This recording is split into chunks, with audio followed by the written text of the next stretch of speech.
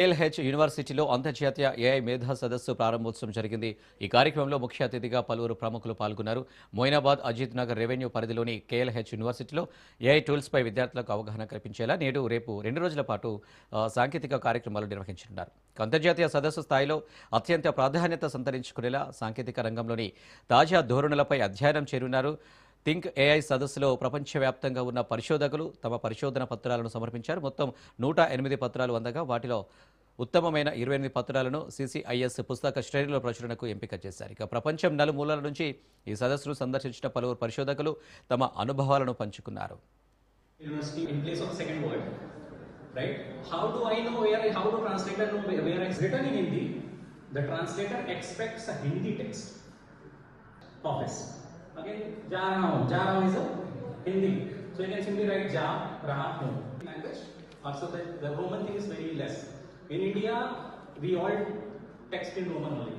22 different sort of written dictionaries. They are free and they are still consuming memory. What I can do?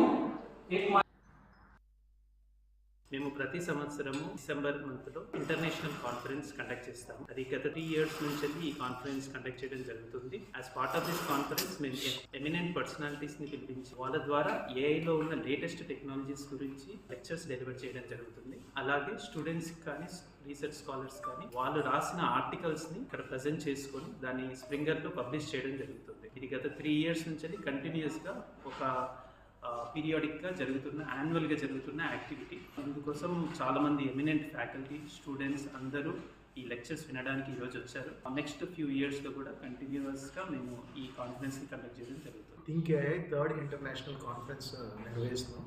Every year మనం ఈ conference ఈ క్యాంపస్లో నిర్వహిస్తూనే ఉంటాం. So ఈ సంవత్సరం కూడా మనం డిసెంబర్ 19th and 20th నిర్వహిస్తున్నామండి.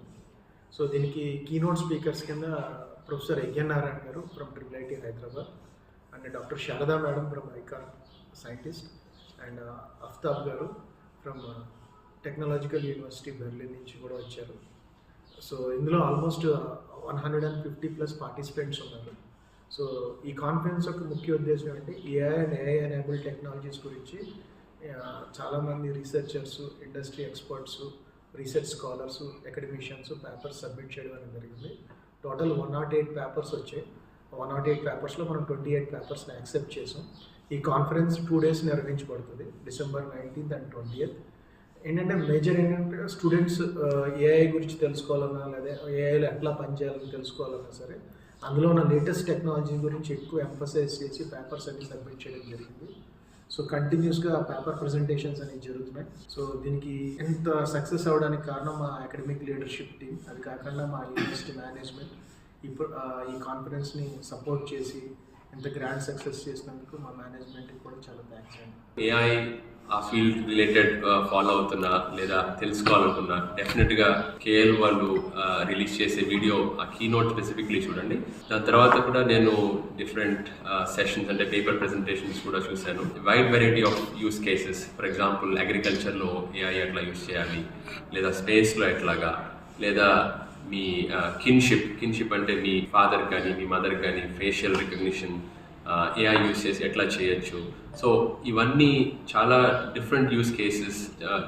చాలామంది స్టూడెంట్స్ ఇండియా నుంచి పేపర్ సబ్మిట్ చేసి డిఫరెంట్ టెక్నాలజీ నాట్ జస్ట్ థియరిటికల్గా బట్ వాళ్ళు హ్యాండ్స్ ఆన్ ప్రాక్టికల్గా కూడా existing AI language models use చేసి ఇంప్రూవ్ చేయొచ్చు. ఫర్ ఎగ్జాంపుల్ అంటే నేను చెప్పిన అగ్రికల్చర్ కానీ డ్రోన్ రిలేటెడ్ యాక్టివిటీస్ కానీ ఇవన్నీ ఎట్లా ఇంప్రూవ్ చేయొచ్చు అని చాలా ప్రాక్టికల్గా చాలా క్లీన్ అండ్ నీట్గా చూపించారు.